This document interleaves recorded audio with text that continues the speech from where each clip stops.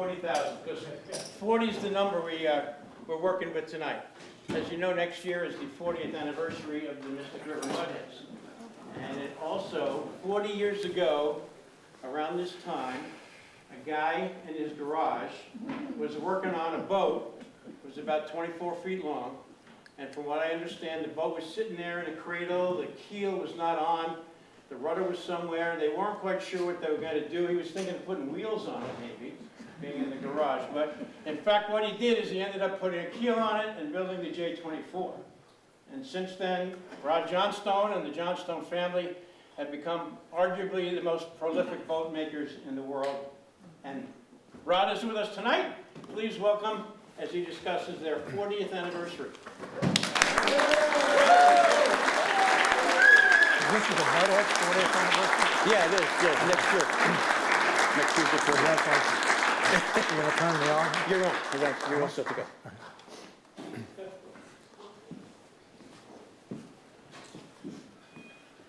Hi, everybody. It's really fun to be here tonight to talk to a bunch of people who I've sailed with and sailed around, not only you, but maybe some of your ancestors for many, many years. The boat you see on the screen, am I in anybody's way here? I probably ought to stand back further here. Can I do this?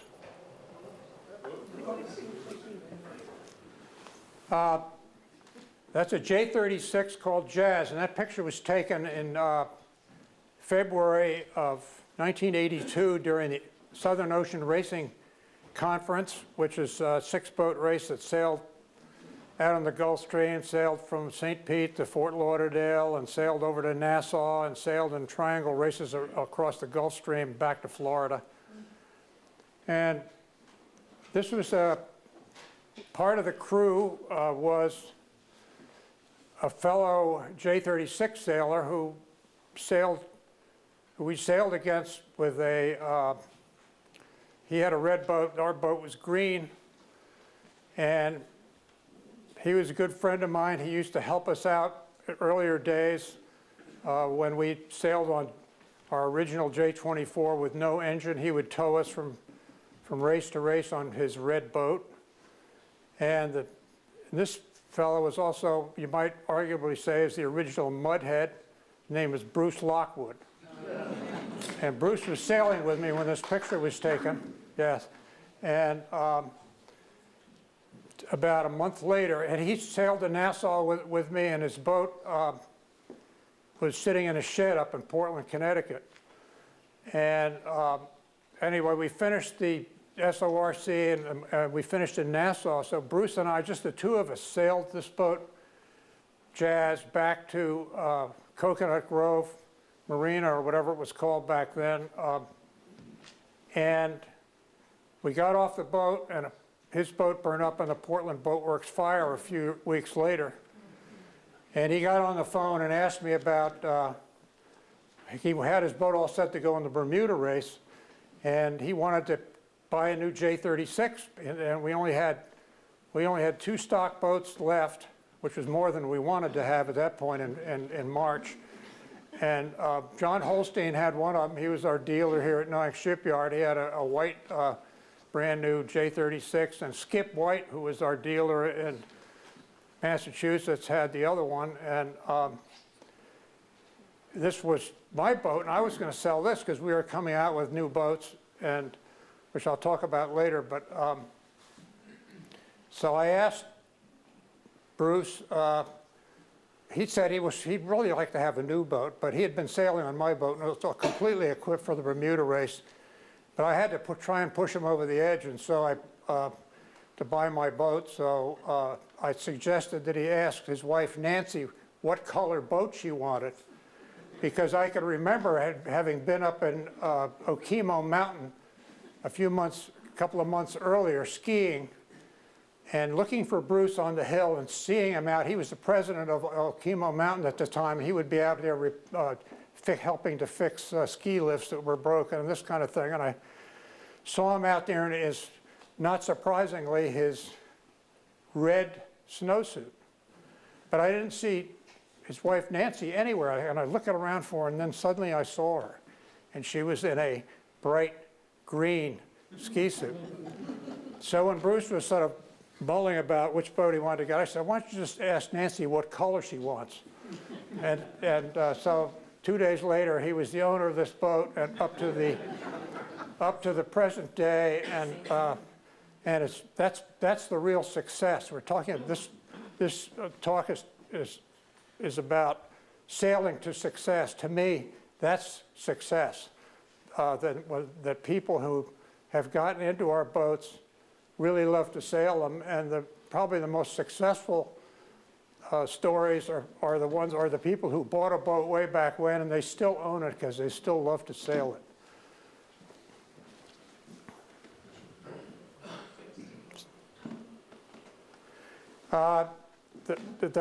The story of J-boats really starts with a family, and this picture of my father and mother taken on board my Uncle Dave's Morgan 34 a couple of months before my father died. He was the real inspiration for my wanting to build boats and design boats, and he actually was the runner-up in the second Sears Cup championship, National Junior Championship ever, back in 1926. And again, it's a local story. He sailed from the Wattawanna Yacht Club with John Streeter, who some of you may remember, and a fellow named Shepard Smith, and the three of them did really well sailing back then. And so my father, even though he never got a chance to really do a lot of sailing in later life, he found the time as an executive of Prudential Insurance Company in 1947 to build a Lightning class sloop in the garage. And he wasn't a professional builder, carpenter, or anything, but he managed to get this boat built. And the Lightning is what we sailed, but the other boat, the boat we learned how to sail on was a local boat that was, they produced about 190 of them in a shipyard down in Cold Spring Harbor, New York. It's called the Long Island One Design. And we had up to a fleet of 20 boats at one time at the Wattawanna Club back in the 1950s. This is a picture of my brother Bob, my older brother Bob, and my sister Bobette sailing our Long Island One Design, and it belonged to my grandparents actually, in Stonington Harbor.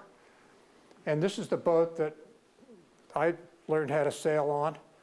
And the first time I ever skippered a boat in a race was on this Long Island One Design, 16 feet long, just really, really nice sailing boat, very good in heavy air, very safe for kids. And my first crew, the first time I ever skippered a boat was my mother. And she was very tolerant because as a 10-year-old, I was pretty much a know-it-all, just like other 10-year-old sailors who learned how to steer a boat. And my mother was very tolerant. So I credit my parents with any success I've had, or any success I've had even liking sailing, was because I learned how from my parents, and I would sail with them on the Lightning and the Long Island One Design, either as always crewed for my father, but my mother was always liked to be the crew. Here's a picture, not a very good one, a grainy. It's the only one I could find of my father and I. This was taken in 1966, the last time we launched the Prodigal 3 was the name of the boat. The Long Island One Design was the Prodigal 2, and the Prodigal, the original one, was actually a Scamp class sloop, which they had back in Stonington, a little keel boat, sort of like a bullseye, back in up until the late 1940s. But the Prodigal was mahogany boat. Lightnings back then were wooden. They were made out of cedar. Minimum weight 700 pounds. Our boat weighed about 925. The hot boats, or the custom, the Saybrook Lightnings and the Lippincott Lightnings and all the hot Lightnings of the day. The Saybrook Yacht Yard made the best ones around here, and they were all minimum weight. They never leaked. We were always pumping all the way around the course with our boat. But we always loved that boat. We never criticized our father for building a heavy boat because he had no choice. After World War II, you could not get white cedar. You could not get marine plywood. It had all been used building Navy ships in World War II and minesweepers and all this kind of thing.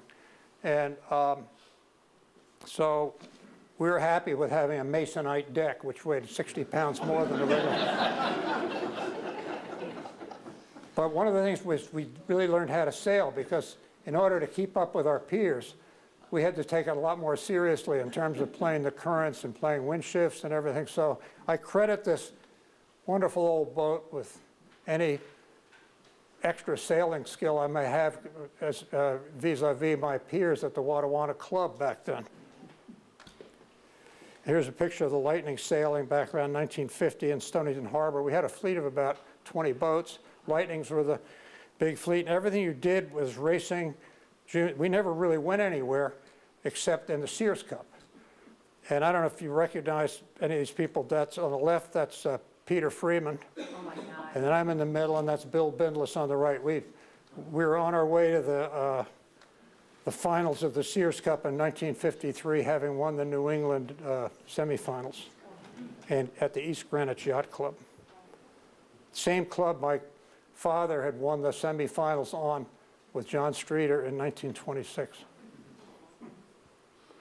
I show this picture. This is so anyway, the Lightning and the Long Island One design were very, very instrumental in the reason I emphasize those two boats is they were very instrumental in my thinking about what a good boat design was. And the other boat I sailed on, I don't have a picture of as far as a centerboard boat, was the Thistle. Because the fellow who lived, again, it was a local story, the fellow who was the national Thistle champ in 1953, who I sailed with when I was 15 and 16 years old. I don't know if any of you in here ever knew him. His name is Dick Brainerd, and he was from Mason's Island. And all I can tell you about Dick was a wonderful guy. He was a great fan of ours later. He owned last time I saw him was when he was around his 80s, and he had a Thistle, beautiful Thistle, in his retirement home down in Florida, sitting up on a trailer. He had a JY-15, which I designed, sitting on one of those hoists where you sit it in the water, but you have something holding it up, holding it off the dock. And then he had a J-24 on a 5-horsepower sliding horse. You slide it down sideways into the water. But I'll never forget Dick Brainerd because I don't think, in 1953, I don't think we ever lost a race. And it was because he had technology that nobody else had in the class. He had Orlon sails. This is just before the transition from cotton sails to Dacron sails. In 1952 and 53, Dick Brainerd had Orlon sails and everybody else still had cotton sails. So that was one of the reasons we were so fast. But the other reason was Dick was, he loved to have a good time, he loved to party, and he loved to drink beer. And he always would come down to the boat with a sack over his back after telling me to not bring anything along, just wear my shorts and a T-shirt and everything. And he'd come back, and I'd look in the bag, and there'd be a block of ice in there with about a half a case of beer. And he'd bring along a couple of Cokes for me. And that never seemed to slow him down. And he always liked to say, talk about the outside of his Thistle in a very loving way. He said, "Feel this, Rod, it's just like the outside of a beer can." So anyway, and he was such a great guy. He was so much fun to sail with, and he was very, very good. Anyhow, I learned a lot from him about sailing planing boats. The Thistle was the first real planing boat I sailed on. But the other thing was I'd sailed on a lot of little keel boats of various types around here. They had zips, they had the bullseyes, they had Quincy Adams 17s over at Fish's Island. And so anyway, but this boat here is the 30 square meter, was owned by our neighbor on Wampastic Point, a guy named Vivian Drake. He was an Englishman. He'd been a pilot in the RFC in World War I, Royal Flying Corps. And he I worked on this boat when I was a teenager, and this boat got destroyed in 1954 in Hurricane Carol, but in the 3 years before that, because I was just a kid, and I would go out and polish the winches and take care of the boat for him. But there's definitely a Mudhead connection here, because I didn't realize it till later, but although the name of the boat was Ajax, I didn't realize that he'd bought it from Eddie Maxwell back in about 1940. And so that was my first Mudhead connection, way before the Mudheads even started, was the Ajax. The other thing I learned from the Ajax was nobody back in that day and age could ever believe that a keel boat would plane, because they're all wooden, they all tended to be a lot heavier, but of course this was a racing boat. It didn't have much of an interior. It had about 4-foot headroom inside. You could barely sit up in it. And it only weighed about 6,000 pounds, and it's 42 feet long. And it's 28 on the water, but once it started moving, going really fast and heeling over a little bit, it would pick up waterline length. But the thing that really made me realize how fast this was, as soon as the wind started blowing, it was very slow in light air, because it only had 30 square meters of sail, which is like 323 square feet on a 42-foot boat, not much sail. Very, very tall rig, very skinny main. It did have a Genoa you could use for local racing, but in light air it was kind of a dog, but when it really blew, the boat was really fast. And the thing that really drove it home was in 1958, I went cruising with V. Drake on this boat, and we went up to watch the start of a race during the New York Yacht Club cruise at which the four 12 meters that were competing to defend the America's Cup for the first time in 21 years, the Vim, the Columbia, the Weatherly, and the Easterner were all lined up on a reaching start off of West Chop at Martha's Vineyard, I remember when they were heading west. It was blowing about 20 to 25 knots out of the south, a beautiful clear day. And so we lined up, we just had the main up because it was blowing so hard. We didn't want to have to work too hard. And we just had this tall, skinny little main up. And we decided we were going to watch them start. So we lined up to lure to the starting line, and we're going along with them. And we started talking about how Weatherly was doing or how Vim was doing. And we'd been sitting there and talking about it for about 10 or 15 minutes. But the thing that I realized after 10 or 15 minutes, we were still right alongside of them, going just as fast as they were with this little boat, you know. So it made me realize that there are certain things about this boat that made it possible for a keel boat to plane without necessarily being super light. So I did make a study of that. I've been designing boats ever since I was a kid in my head, even though I'd never really designed one. And but this was an important thing I learned. Because when I actually moved back to Stonington in 1962 to live here permanently, I started working at Dodson Boatyard. And I don't know if anybody will challenge me on this, but I think I'm currently the oldest living alumnus of working at the Dodson Boatyard. and the crew on the boat was Johnny Dodson and his wife Tricia, and Tony Bailey, and Margot, I think, and a guy named Bob Thiesing. And this particular picture was taken during an off-soundings race in 1963. All right, and then time went by, and by the time I got to the point where I could really go sailing in a real planing boat, a digging, it was when I married Lucia, which is in 1971. We got married, and the first thing we did was actually right after we met in August of 1971, the day after we met, we went sailing with Tucker and Sandy Bragdon on a Herreshoff 15, now known as a Watch Hill 15, the old wooden boat. And it might not have been too auspicious that the boat was named Worry, which I think Tucker and I eventually sold it to Paul Bates. So again, that's another local story. And we were going up the Watch Hill Channel, and and Lucia was sitting on the boom. We just met. She was sitting on the boom in her bathing suit, and this boat sailed to go by the other way. Hey, waved to the boats going in the other direction and everything. And after the boat sailed by, this loud voice came off the other boat. "I sure like your boom vang."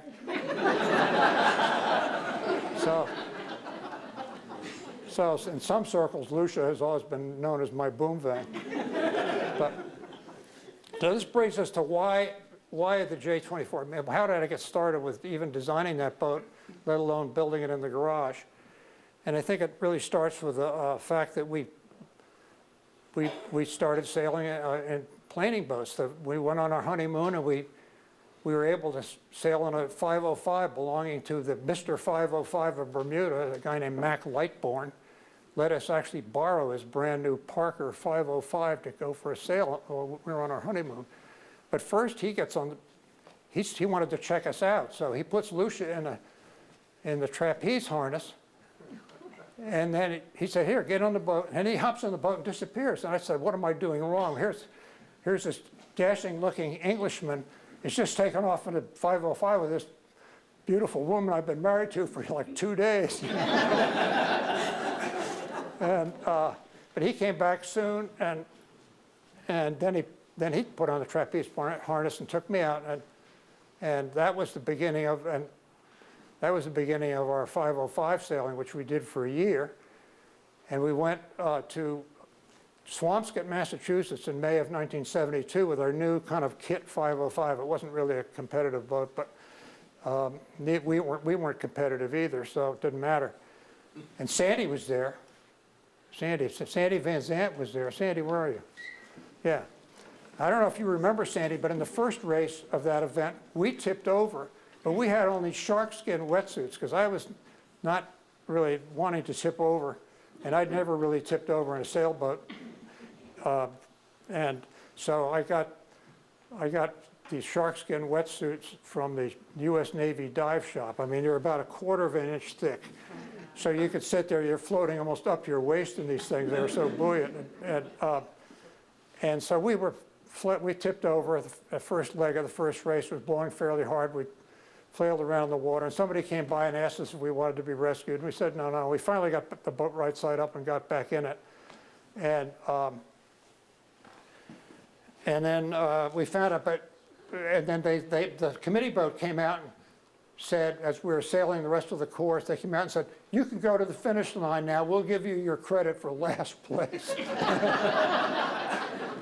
Anyway, you and Peter Dougherty flipped over in that race, as I remember. Do you remember that?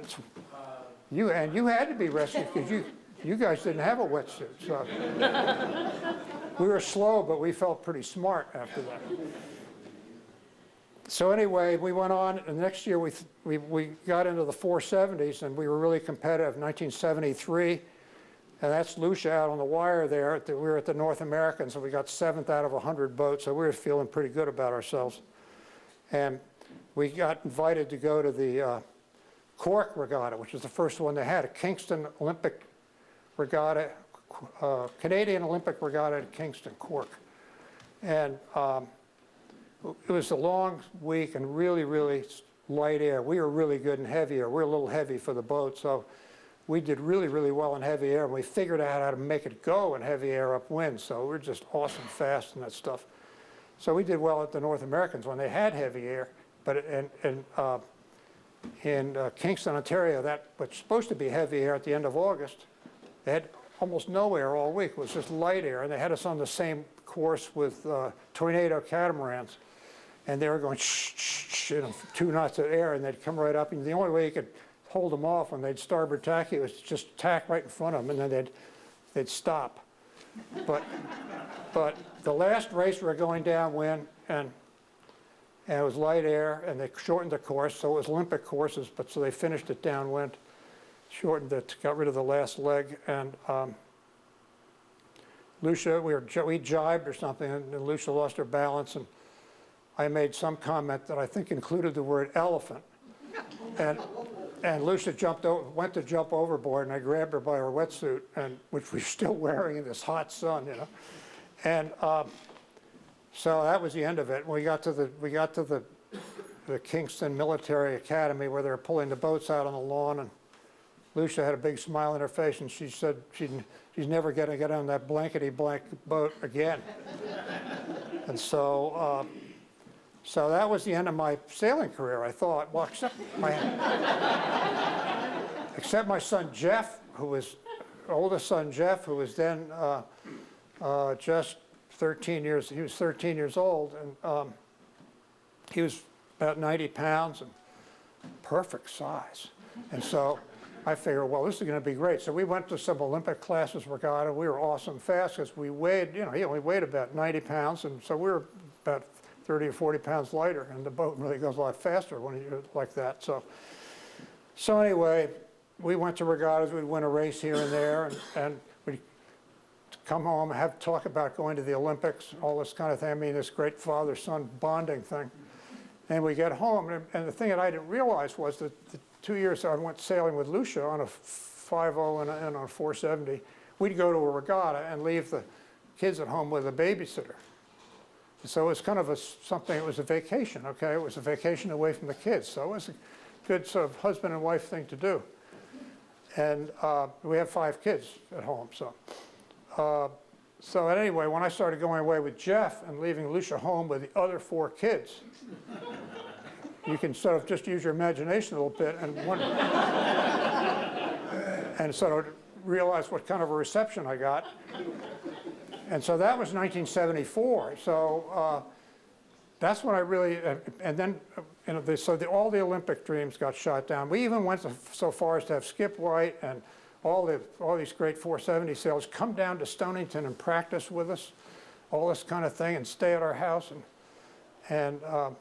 But then Jeff had to go away he went away to school that fall, and then so I was really seriously concerned about never really having an opportunity to do any fun sailing anymore.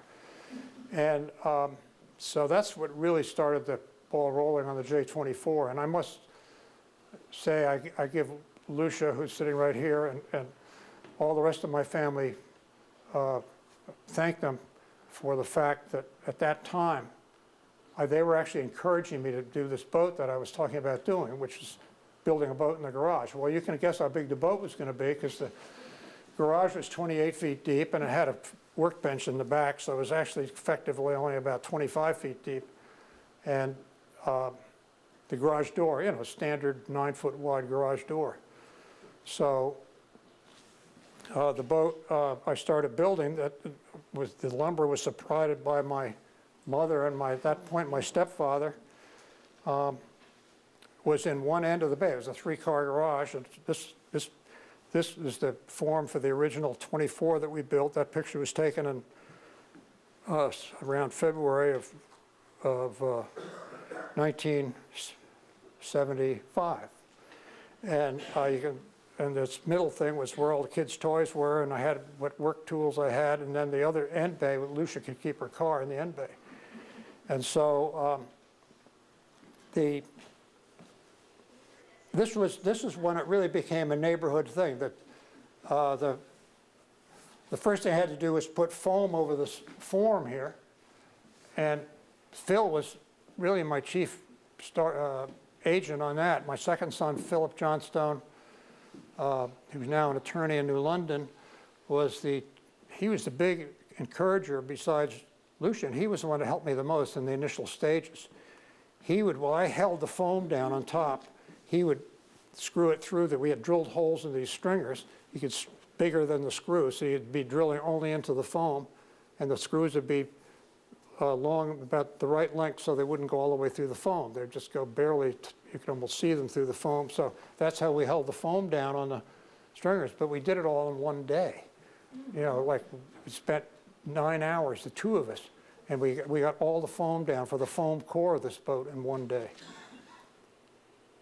And then we had Tucker Bragdon, and John Lucy, and I guess Tucker and Sandy both, and John and Bobby Johnstone, and Phil was mixing the resin, Chip Sheriff, I don't know if any of these names ring a bell with any of you, but anyway, they were, Chip Sheriff was my brother-in-law.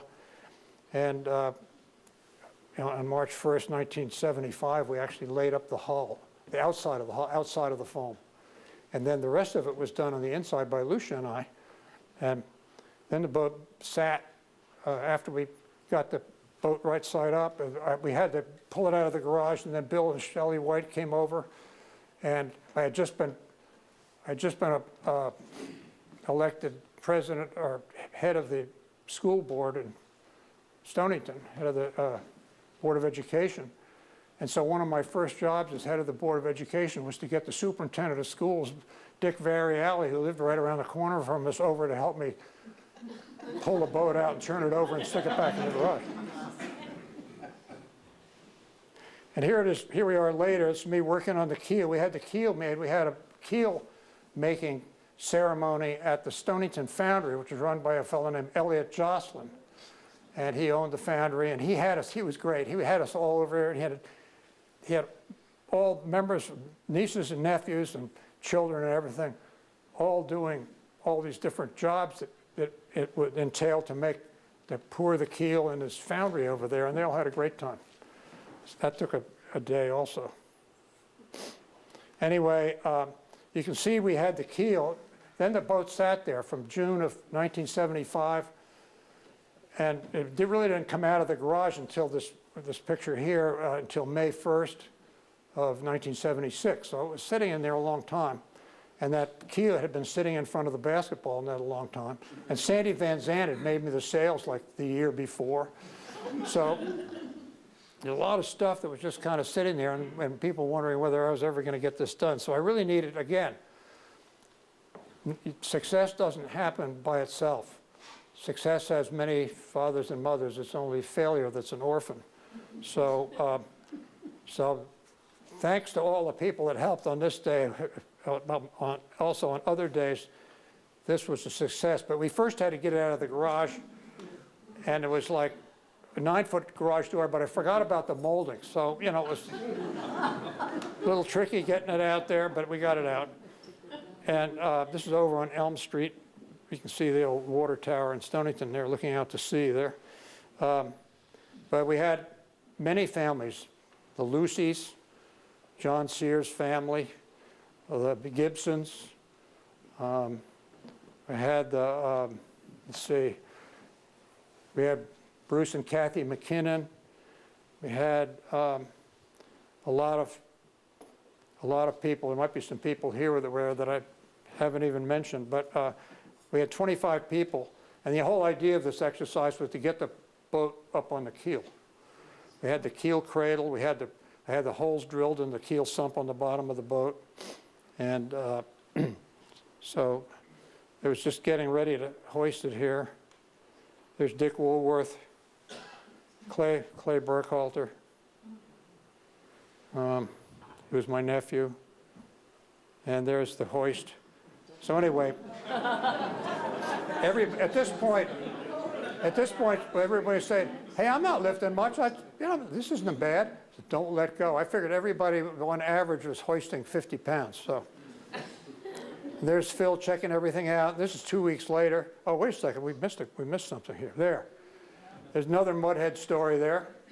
That's the next generation of Maxwell's. Some of you might recognize Wes Maxwell's truck there. But he came and picked the boat up to take it down to Stonington Boat Works. And there's the boat being christened, going in the water. The blessing of the boat, putting the mast in. When we got to finish putting the mast in back here, I was really concerned that whether I had done this right, because the boat seemed to be floating awfully high. And I thought I'd calculated, exactly where it would float, everything, but it wasn't floating there. And it wasn't until we tried to pull it out of the slip that we realized the keel was stuck in the mud.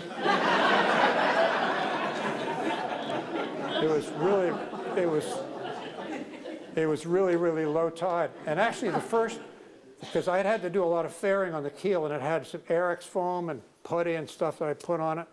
And so at the back end of the keel down low, it was kind of ragged when it came out of the foundry out of the sand mold, and so I faired it at the back end using putty and a little bit of fiberglass and a lot of Airex foam. And so the trailing end of the thing for the first 4 weeks of the season, until any of you who are aeronautics or hydrodynamics experts can explain it to me, because I haven't been able to figure it out, but if you're looking at the keel from the bottom up, and there's the trailing edge right here, the whole thing was bent over like this, about 2 inches sticking out to one side for the first few weeks of the season, until I actually went onto the boat to do the bottom, and I discovered this, and I just was going to cut it off. But that was from backing out of our launching slip. And there is a boat. You can see how simple the boat is, and this has been one of the things that we've emphasized with all our boats, is try to keep it simple. And also the nice thing about the J24 that you don't really appreciate it until you've been on another 24-footer.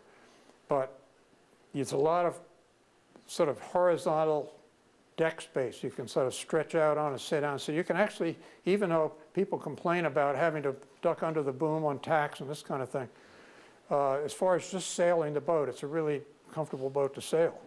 And of course, because it was the only boat we had the first couple of years, first 3 years or so, we were at boat shows, we would try and sell it as a cruising boat as well as a racing boat. And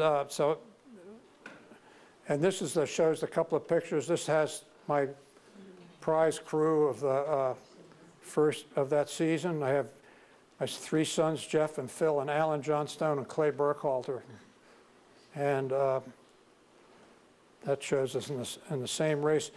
And we used to race against Eddie Maxwell. What did he have? An S boat, right? Anybody remember? Yeah, it was an S boat. And so we sailed in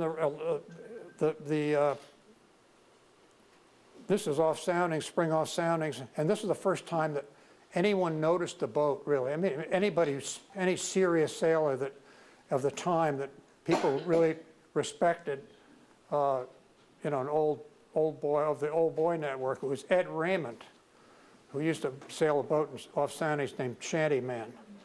And he was a really wonderful guy and a really good sailor, and very much of a curmudgeon when it came to modern sailboats. He thought everything that was made out of fiberglass was like a Clorox bottle. And so when standing on the lawn, we were anchored right off the oar out of Block Island, and he was standing there, and he came up to me and said, Rod, that's not a bad looking boat. And that's the first time in my own mind I thought, hey, well, maybe somebody else would want one of these, because if Ed Raymond thinks it's not a bad-looking boat, that means there might be some other people out there that might think the same thing. That's my son Phil, that's Lucia, and my brother John. The 4 of us sailed, raced that, and won our class in off soundings. And this was really, gets back to the family, our generation of the family, and one way or the other, this boat brought us all back together. This is the first time, really. In fact, it's the only time the 3 brothers, myself and my older brother Bob and my younger brother John, and the sunglasses there, it's the only time the 3 of us had ever sailed together in a sailboat race. And really, it's the only time we ever have, because we haven't sailed together in a sailboat race since. We did get a second in that race, but instead of a first, but I don't think that had necessarily anything to do with it. It was just a coincidence that this happened, and Lucia was very tolerant of the 3 of us, who you can imagine 3 brothers sailing in the same boat. Can't always be pleasant. And this was Great sails. This picture was taken a little later, but this picture was, again, had a little slight Mudheads twist to it. I don't know if you guys, how many of you know Carter Gowrie, but he was the first one ever to put money down on a J24, even though he had hull number 9. The name of the boat was Risk, as you can imagine, Carter Gowrie. And who was it that was just telling me that Fred, were you just telling me that? Yeah, that they bought the Risk as a used boat, and they had to get the keel fixed, and the reason they had to get the keel fixed was I remember being a witness to the event. The first time the boats raced against each other, first time we ever had a one design racing was January of 1978 at Key West Race Week, which we started, it was J24 Midwinters. It wasn't called Key West Race Week back then, but it was a whole week. And one of the first days, I think it was, we were going out from Stock Island. They were keeping the boats at the marina there, and there's a very narrow channel going out to the south of Key West. We were racing, and Carter Gowrie was at the helm, and I guess Tom Whidden was standing in the companionway, and I think they hit a rock, or they hit a ledge outside. They weren't quite in the channel, and they were going very fast downwind with a northeast wind, and Tom Whidden went head over heels down the companionway and was like suffering all week long because of this. So when Fred mentioned tonight that they had to get the keel fixed after they bought the boat, I wasn't surprised. Anyway, this is Carter Gowrie and the first North Americans in 1978 up in Newport. And here we are, fast forwarding to the 25th anniversary regatta with the original crew back on the boat again. My last J24 that we had. And we did reasonably well. And another Mudhead twist. I had the next generation, the third generation of Maxwell sailing with me in this race. There we are, and there's only two of us on. We're on starboard tack, and the boat in front of us is covering us, and everybody else is back. We finished 7th out of 85 boats. I think we even beat Chris Field in that race. So the next, anyway, moving off of the J24, in 1978, we actually came out with a prototype that kind of looked like a J24, prototype of the J30. And it had sort of a bubble deck. I don't know if anybody remembers the boat. It was called Triple X. And we actually raced it out here a couple of times in the Wednesday night race. It was it was Mudheads then. It was 1978. Mudheads, when did we stop being the Horseshoe Reef? Horseshoe Reef Offshore Racing Club? 76 was the last year. When was the last year of Horseshoe Reef Sailing Association? That's 76? Early 80s. Early 80s. Oh, 80s, yeah, because I remember having a J24 and earning a star for my Burgee, my Horseshoe Reef Sailing Association Burgee. If you actually hit Horseshoe Reef during a race, you got to put a star on your Burgee. You remember that? Yeah. So anyway, we came out with and the J30 was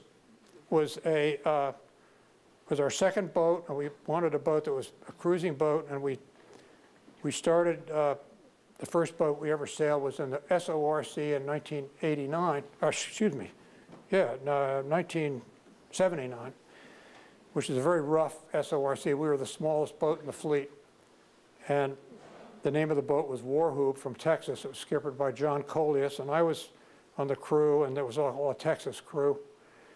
And this was a different boat in the same area off of Miami in the Gulf Stream. Just to give you an idea what we did for like 12 hours straight in the St. Pete Fort Lauderdale race at night most of the time. And all I remember is I was being on deck and having my arms around the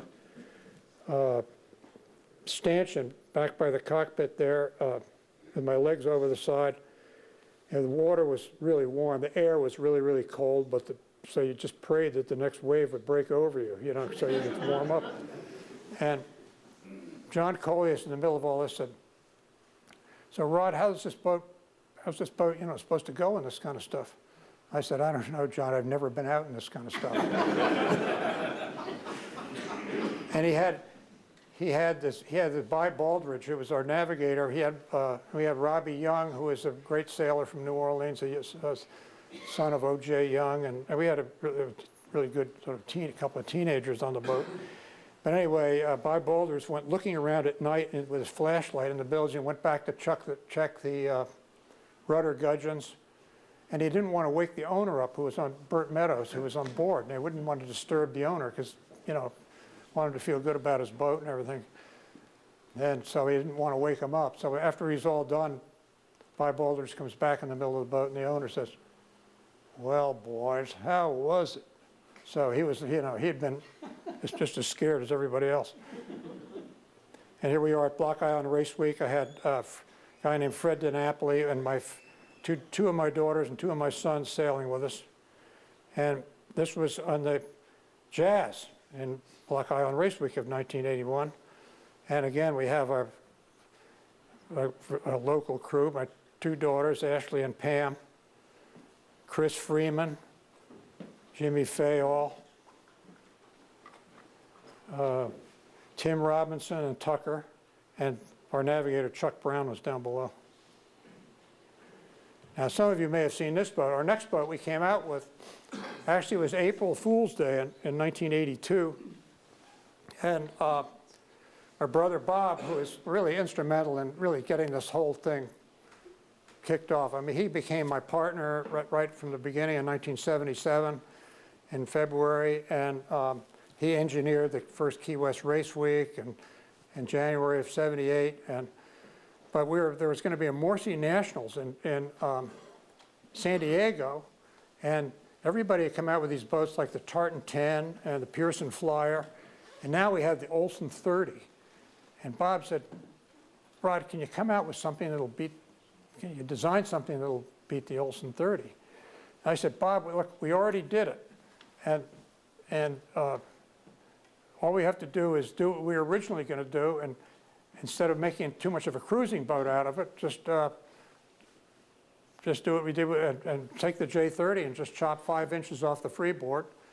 We pretty much had the same rig. We could lower the boom when we did that because we lowered the whole profile of the boat, the cabin, and everything else. So we took the J36 cabin that we had tooling for and cut it down and made a cabin for the J29. The cockpit is also a dead ringer. It's the same cockpit as in a J36.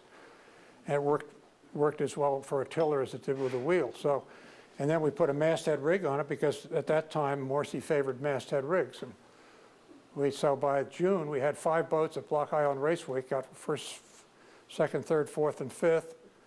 And the winning boat, the masthead rig, went out to California and sailed. I forget how they did, but I mean, that was how the boat started.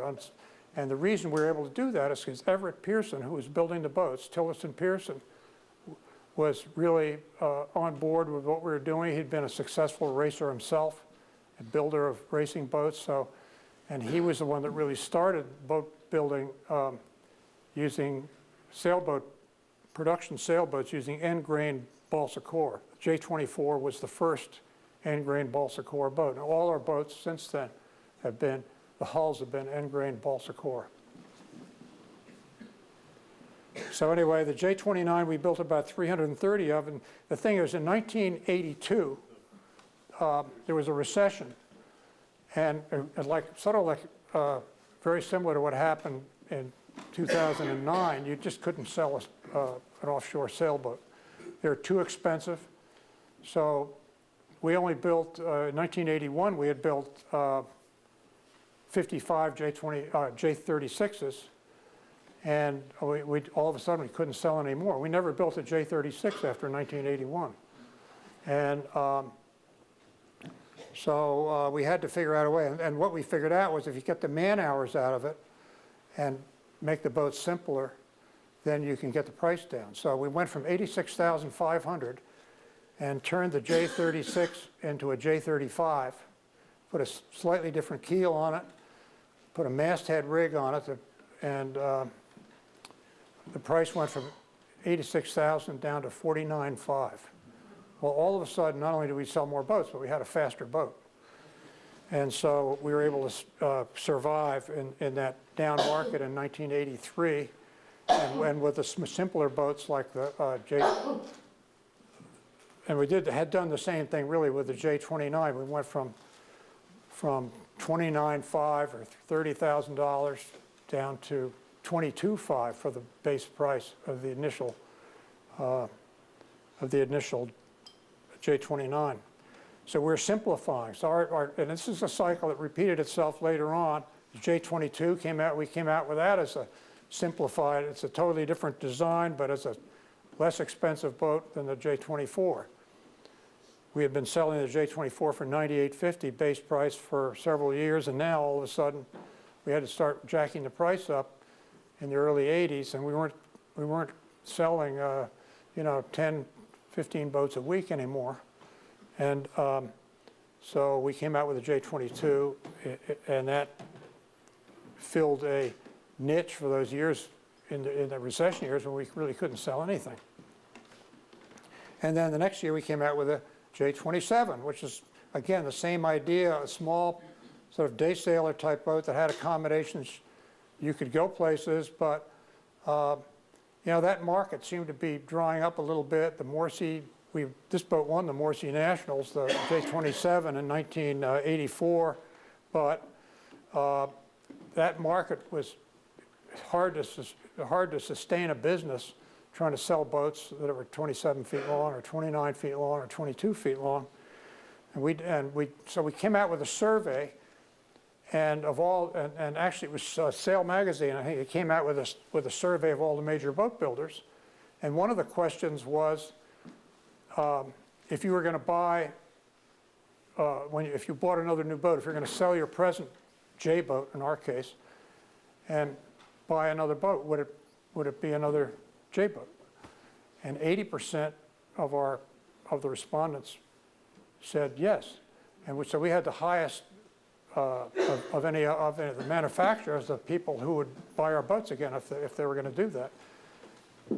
But my brother Bob wasn't satisfied with that. He said, well, what about the other 20%? So he went out to the other 20% and they found out that the answer was that we didn't have a real cruising boat. And so they didn't think of our boats as cruising boats, just racing boats. Even the J35, which is, in a lot of people's minds, a perfectly good, including mine, is a perfectly good cruising boat, as well as the J36. But so anyway, and then we did another crazy thing. I designed a boat to the IOR rule. It's called the J41. That's another local story, which is probably better told by somebody else. I'll tell it, Rod. Anytime you want. Okay, but anyway, the J41 won the one-ton North Americans, which was an IOR thing back in 1984. Got the top 4 positions at the North Americans. In 1985, it won the Charlie Scott from Annapolis won the overall Southern Ocean racing circuit in a production sailboat that probably cost around $60,000 all up, and he was racing against boats that were $500,000 boats. And so I think that the J41 helped to kill the IOR racing, because the people that raced in sort of the Grand Prix didn't really want to be beat by a production boat, or they weren't going to buy one. We thought we were going to sell millions aboard. We were going to sell a lot of J41s because they were doing so well. We didn't understand the mentality, because if somebody else has already won with one, how can I look any better? How can I even look as good if I don't win? So, we didn't understand that mentality. But there we are sailing, winning our class at Block Island Race Week on Mad Max in 1987. And we had a, I won't go run out all the names, but we had largely a Mudhead crew on that. So our first cruising boat came out in 1985, J40. All I can say is people would walk down the dock at the Newport Boat Show and say, hey, there's a J-boat with ventilators. So that was pretty unusual. And then that bracketed a bunch of cruising boats. We came out with the 34C, the 35C, the 37. And then the final one in the group was the J44 we came out with in 1989. And again, but with the J44, we decided we wanted to go for a one design. I mean, the real success of all our boats have been one design racing. We knew about that. We grew up with that. We'd been in Olympic class boats. My brother had been to this in Solings and Soling trials, and we understood how people played that game and how they cheated. The rule, I mean, how, you know, a lot at the top level, a lot of the international racing is people would, some boats were more one design than others. And so but we wanted to try to make that work with a 44-footer. And I don't like to take the credit for that. We made it work initially. We got 6 boats out there racing one design in 1989. We had one design classes at Key West Race Week in the boat. This is Jim Bishop sailing Gold Digger, and he is really the guy who has made the J44 class go. They have a one design class in Bermuda. I think it was the first ever, correct me if I'm wrong, Frank, but the first ever to have a one design start in the Bermuda race. I think they still do. And when they get together at events like Block Island Race Week, they have class sales.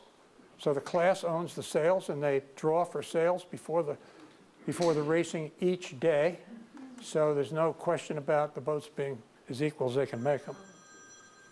And that's why the class is still going. It's not big, but it's very active, and I think that sailors have a lot of fun.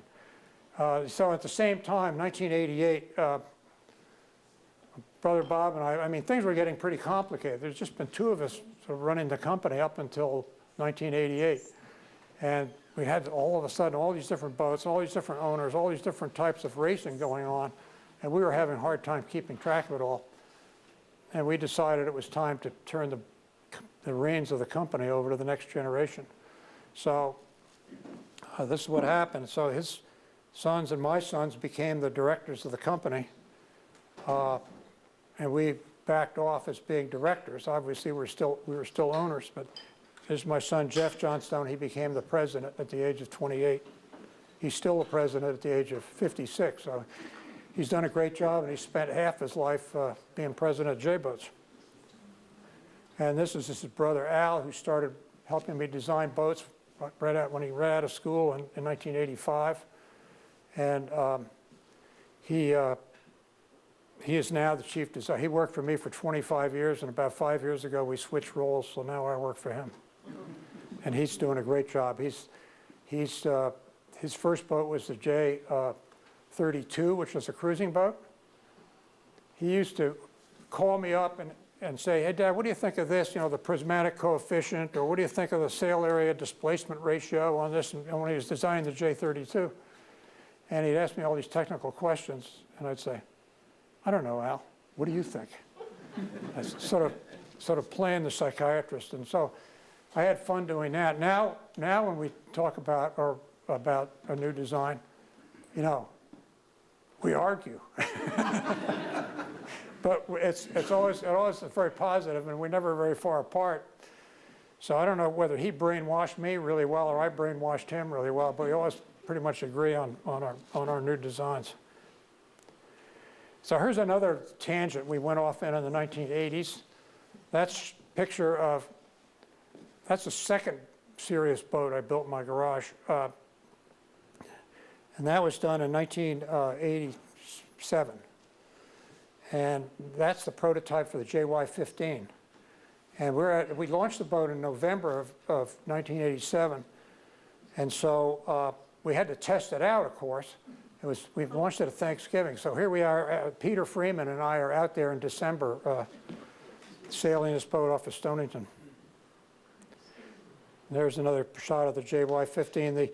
All I can say about that is that we've built about 3,500 of them, and the Mystic Seaport just bought, they stopped building them out of plastic because Hunter Marine was building them for a while. And so I took the license back and gave it to Nichols and Holman, or Nichols Boat Company. It used to be Nichols and Holman. They used to build Lightnings back in the 50s, but they still do a good job building fiberglass boats. And so they're building the JY15 out of fiberglass with foam core.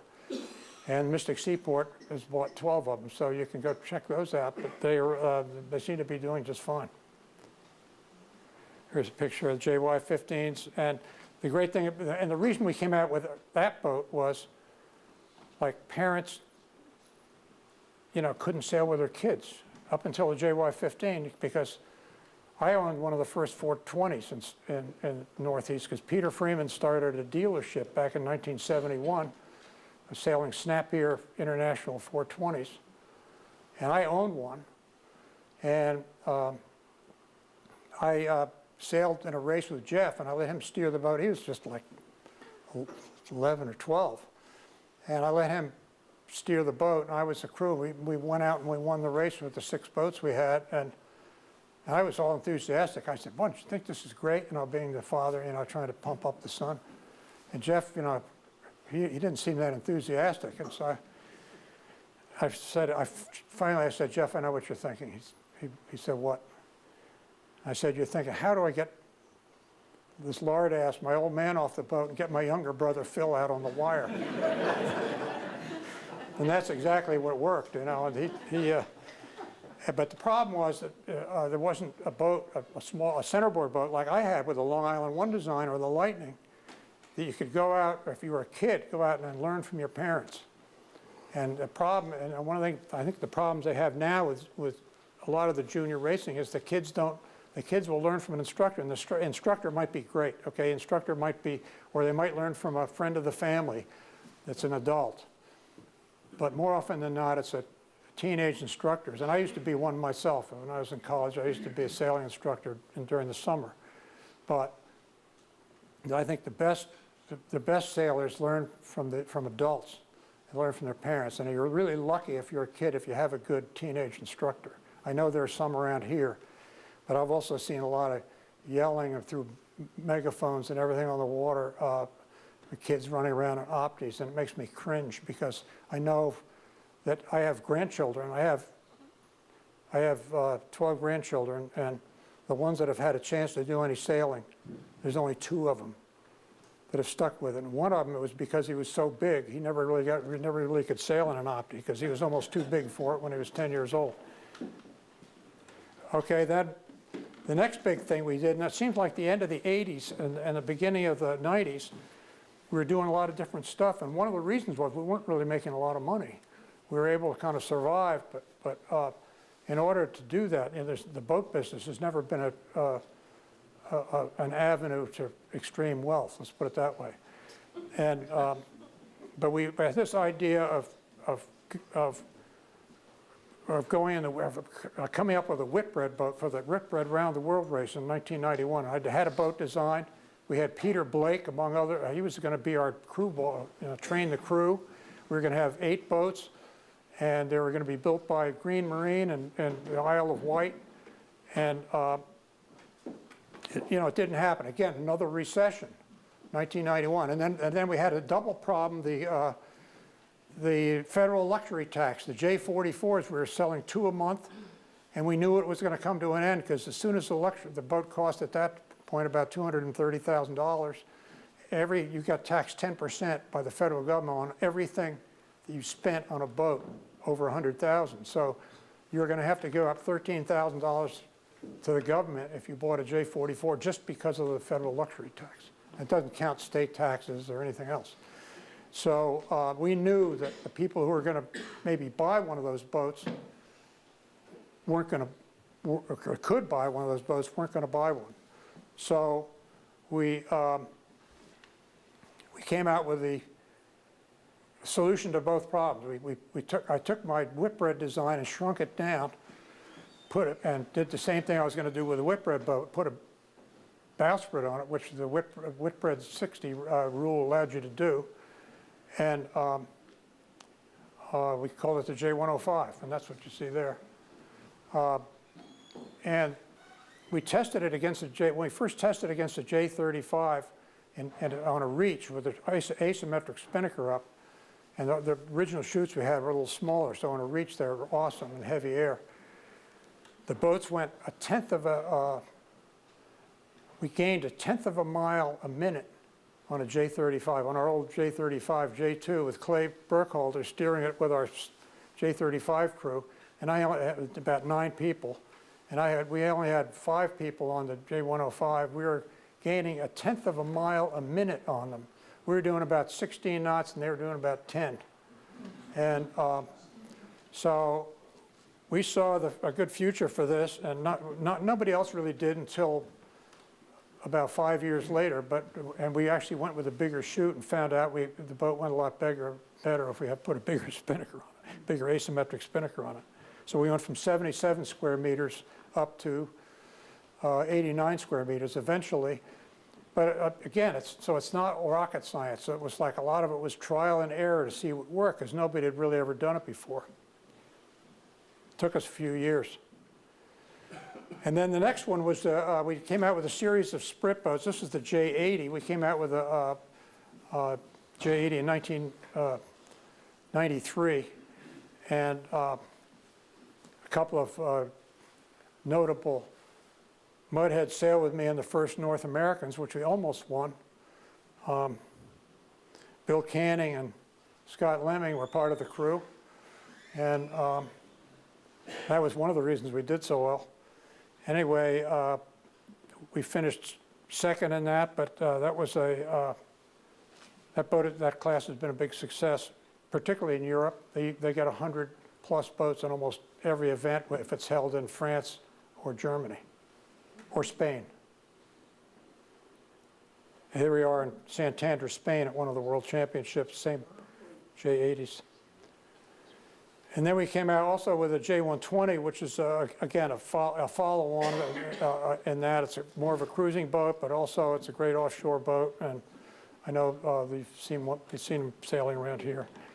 And there's Ben Blake's J160s. That was the largest one of the line we came out with, and we built 35 of those. So we went back, we stuck with the sprit boats. The whole idea was to be able to sail a boat with less crew, particularly if you wanted to use a spinnaker. So that worked, and we really started that whole sprit thing back with the J105. And it's really become a sport boat phenomenon, but it's also become a cruising phenomenon because it is a lot easier to fly a chute, an asymmetric spinnaker, than having to muscle a pole up on the forward foredeck.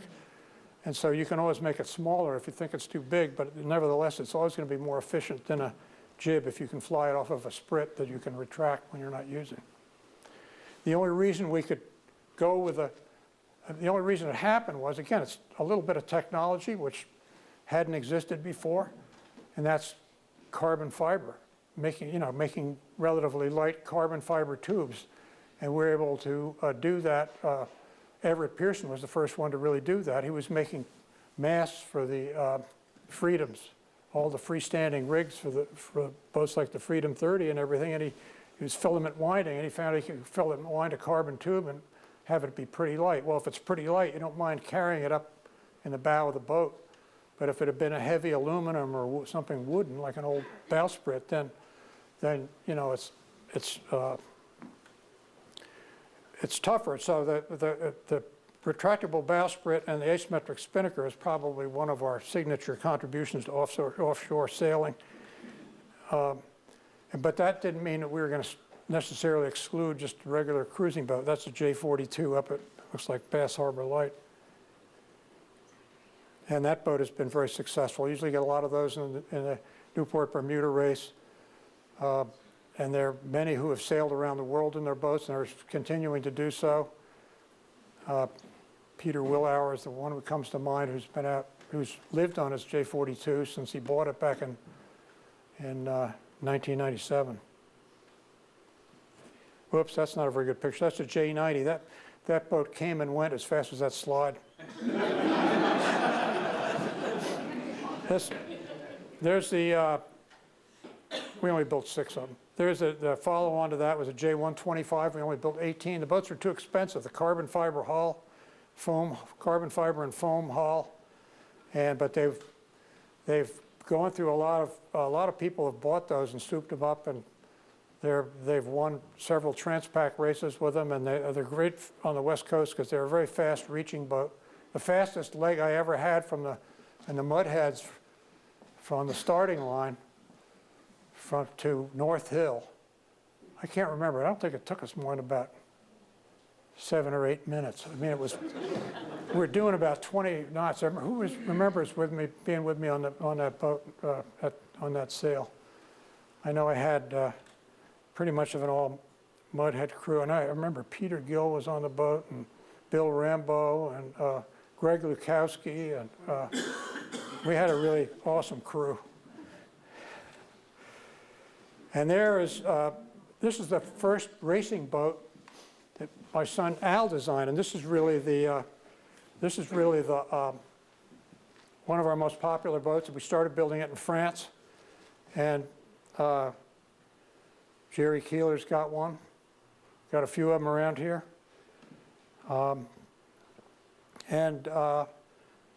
It was the first boat we ever really designed to the modern racing rules, you know, the IRC rule, which is a European rule, and our French builder insisted on it. He said, I want a boat that'll beat the Beneteau 367 and rate the same. I don't want to be out there sailing a J boat against boats that are 10 feet longer, which is sort of typical of our boats.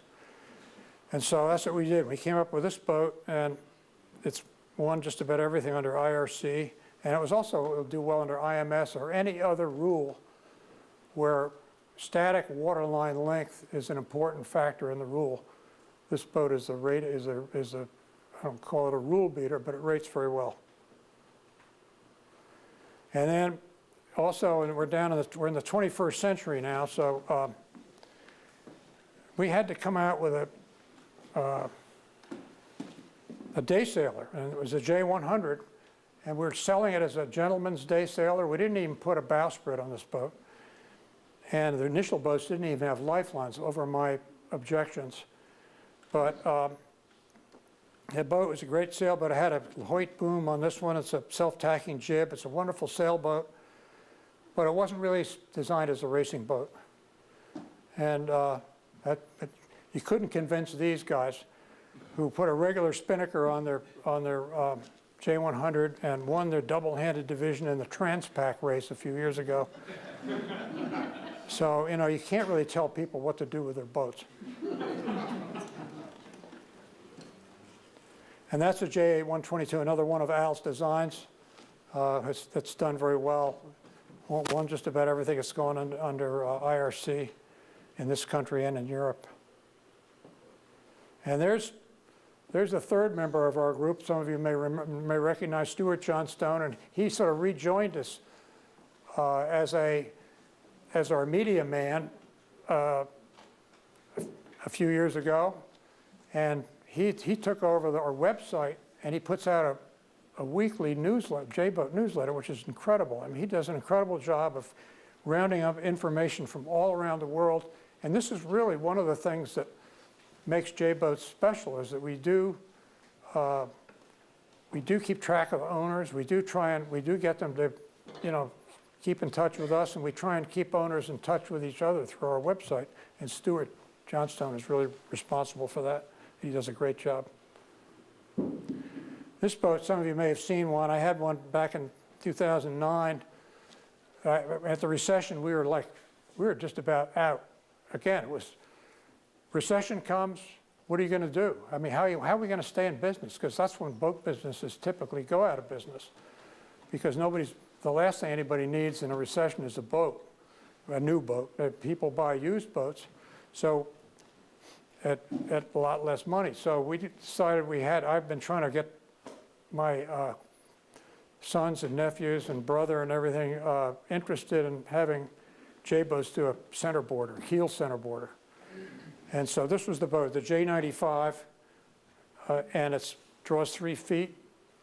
It sails really well with a board up, but it sails a lot better with a board down when you're going upwind. And it's we went off soundings with our boat spring and fall in 2009, so the boat goes pretty fast, rated 102 PHRF. Here's another picture of the boat.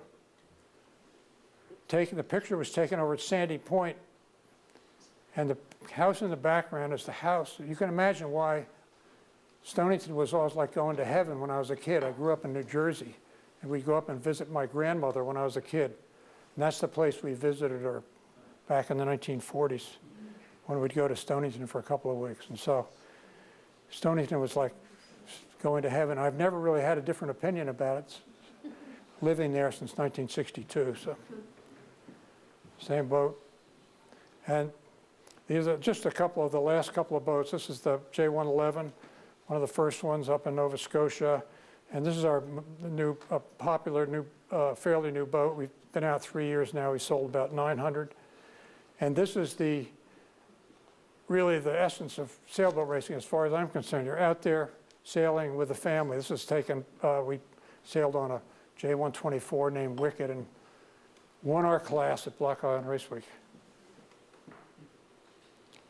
And finally we got, you know, I'm getting old enough, so I can't run around the boat like I used to, so I have to have people who can do that. And then I don't have to be talking to them about doing it. So I have a young crew now, and this crew that I sailed with last year at in the Mudheads Wednesday night races. And it's the first time in years that I've actually gone in every single race I could go in. The only one I missed was the one during Block Island Race Week. And this was taken at the start of the junior overnight race, which we won, that went 85 miles. Started at 5 o'clock in the afternoon and ended at about 6 o'clock in the morning. And there's the crew. You might recognize some of the crew. There's Ben Wilkinson. There's and the rest of the junior crew that was sailing on that race with me. And finally, that's my boat now. That's whether I'll be out there racing in the Mudheads next year on this boat. It's called the J97. And it's something that Lucia and I can go cruising on. The J88 was a little tight.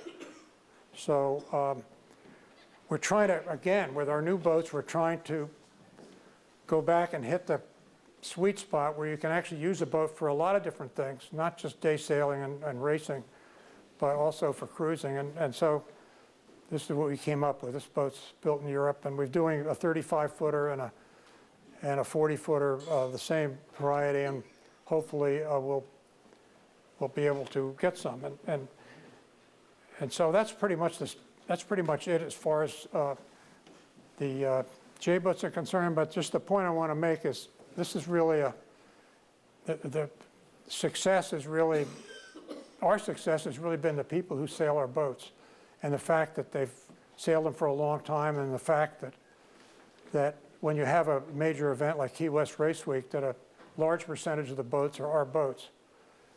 And that's when I think of the success, that's what I think of, because financially, there's a lot of other things that I'm sure there could be a lot more successful, but I'm not complaining. This has been a lot of fun, and it's been a lot of fun to be here talking with you guys, so thank you.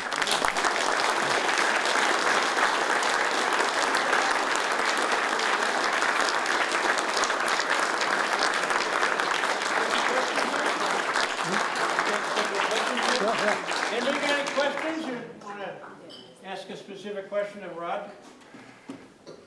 Yeah. Where's that prototype J24 now? Where's the Prototype? no, it got this, 1982, it was sitting out in the back full of water with a hole in the side. It looks like somebody had put a forklift through it, so I had them cut it up. There's nothing that survived from that boat. Oh, no, except for the mast on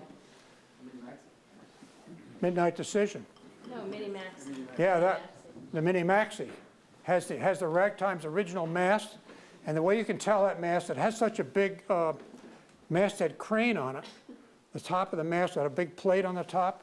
I was coming into the Wad Club dock one time, and there were people standing and pointing at the boat. I thought they were admiring the boat until I looked up, and there was I was under sail, sailing in with a main and jib, and there was a seagull sitting on top of the mast. But there is one more boat that I'm building, and I don't know if I've got it on here or not. And we just pulled it out of the garage today. Same garage? No. 18-foot centerboard boat. I being a thistle sailor and a lightning sailor, there's nothing.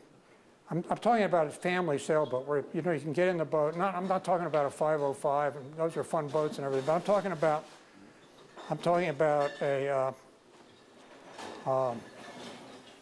a boat that you can sit in and sail. I mean, we used to sit in and sail our Ragtime around Stonington Harbor, and in the Wednesday night races over there back in 1976 until they threw us out. And our big competition, who was always yelling and screaming behind us with a spinnaker up, chasing us along was Donzo in his 505. He would come over to Wednesday night and race in Stonington. Anyway, but this boat is not going to be like a 505. This boat is, you're going to be able to seat a lot of people in here. I got to see if it's stiff enough. I don't know if I have to put ballast in it or not. I hope not. It's only going to have one sail. What? Yes, yes, he is. I'm sorry.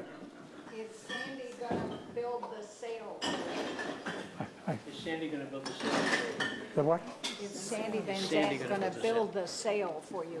No, because I've already got a sail. This is built by a square. Sorry, Sandy. This was built by a guy named Doug Fowler up in Ithaca, New York, who specializes in quadrilateral sails. This is going to be a balanced lug rig. And I mean, I'm going to try it. If it doesn't work, I'll try something else. But everything I can understand. I've never sailed in a balanced lug rig, but I understand and I've read all the propaganda, if you want to call it that, about how good it is compared to other types of rigs if you're going to have one sail. Certainly better than a catboat. So I'm going to try it. We'll see how it works. You know, I can turn it into a sloop if I have to, but it's unstayed. The advantage of it is the boat's 18 feet long. The tallest spar, which is the mast, is 17 feet, and I can lift it up. It only weighs 15 pounds. This is carbon. I can put it in the hole just like a laser, and then I can hoist the yard arm, which the sail is attached to, and when you're not using the sail, when it's down, you roll it up. It's all rolled up on the yard arm, laced to the yard arm. So I don't have any hardware, no tracks, none of this stuff that costs a lot of money. I'm trying to figure out a way to come up with a sailboat that, you know, cuts the cost down by getting rid of the unnecessary hardware. And one of the nice thing about a balanced lug rig is you really don't need any hardware. You don't need a vang. All you need is a main sheet, a halyard, and a downhaul. And I can't think of anything else. We'll see. I mean, maybe I'm wrong about that. Maybe when I go sailing, I'll think maybe I've forgotten something. But we're gonna try and stick it in the water, maybe in the next week anyway. See what happens.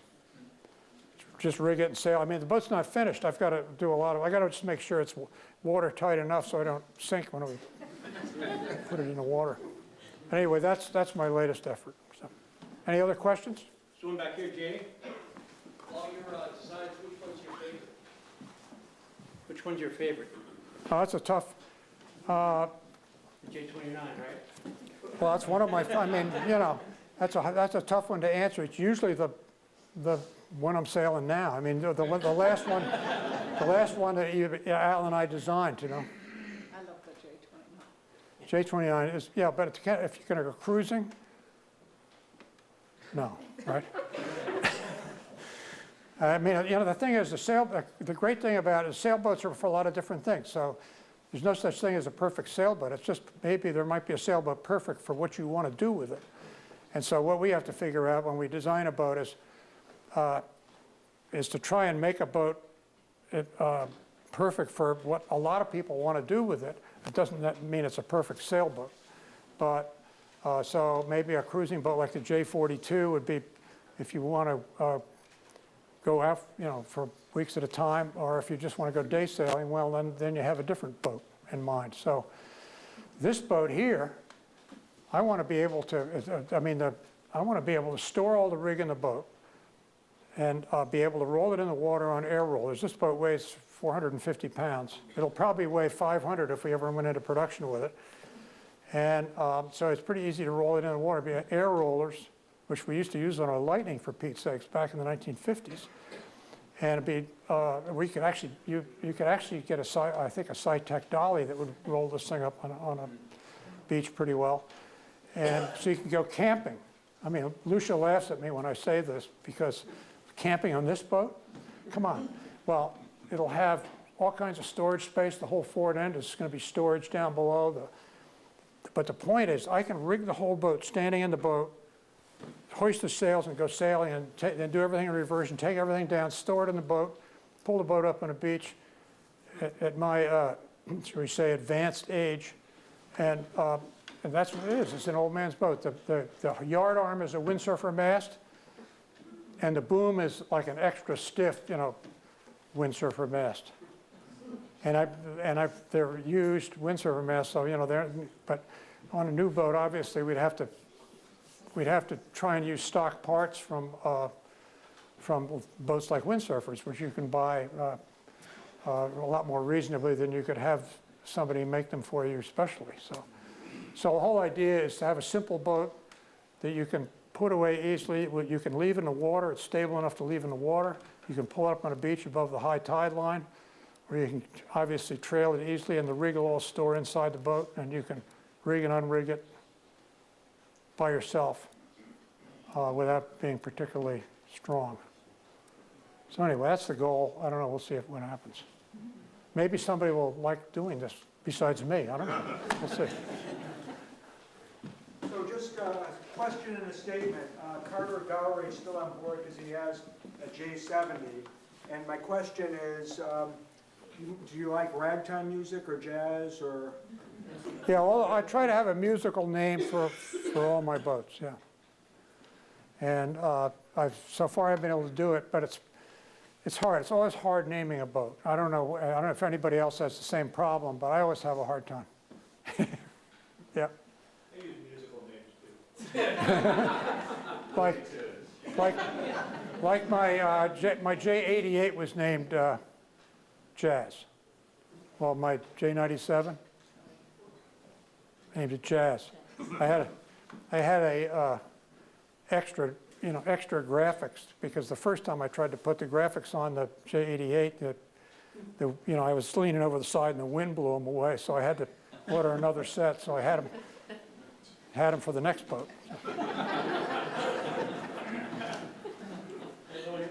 Rod, what lesson did you learn in helping Clay do the mini transat? Well, the mini transat race is the downwind race. It's a very specifically downwind race. And my problem is, I know how to make a boat go downwind. It's like a barn door, bed sheet, big bed sheet, light barn door. But I can't. I'm a creature of my environment, just like everybody else. And my environment, as far as sailing goes, is Fisher's Island Sound. And if you don't have a boat that can go upwind, you really almost have to have an engine or something, or have oars to get where you want to go a lot of the time. So I will never design a boat that doesn't go well upwind. And that's the part of the problem with Clay's boat. It wasn't written, Clay did a great job sailing it. He got 12th at 84. And he only had one rookie. He was the oldest one in the race, but there was only one other person who was a rookie that beat him in that race. So he sailed a really good race.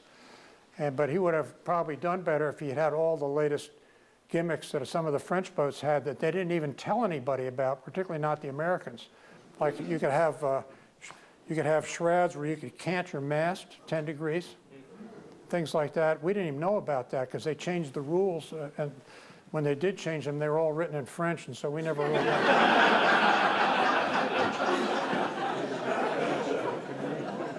They never had an English translation of that change.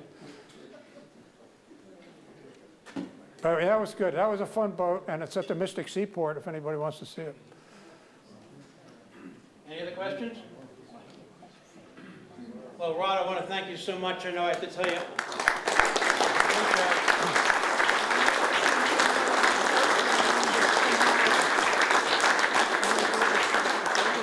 I was very fortunate that I got to sail on several J29s and own one for 3 years. The biggest problem we found was that some guy came up and offered us more money than we paid for it.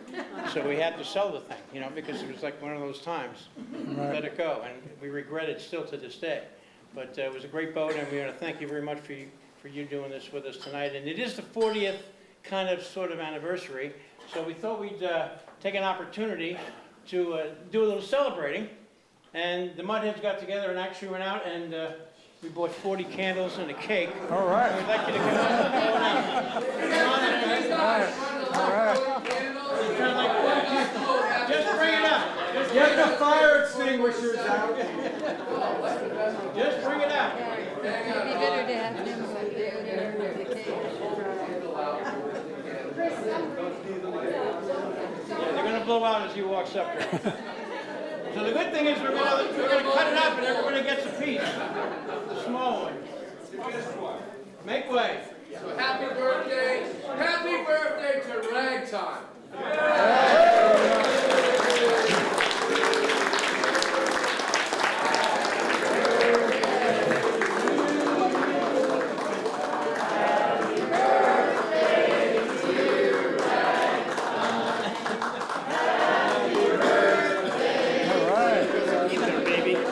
Yeah, what you gonna do?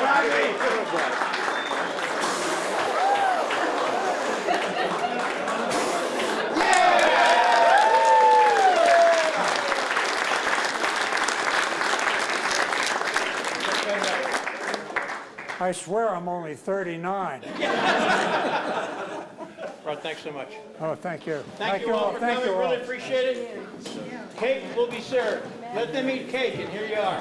Time to eat it. Let me get this Oh, from you. thanks. Great job. Good Thank you. stuff. Excellent. Thank you.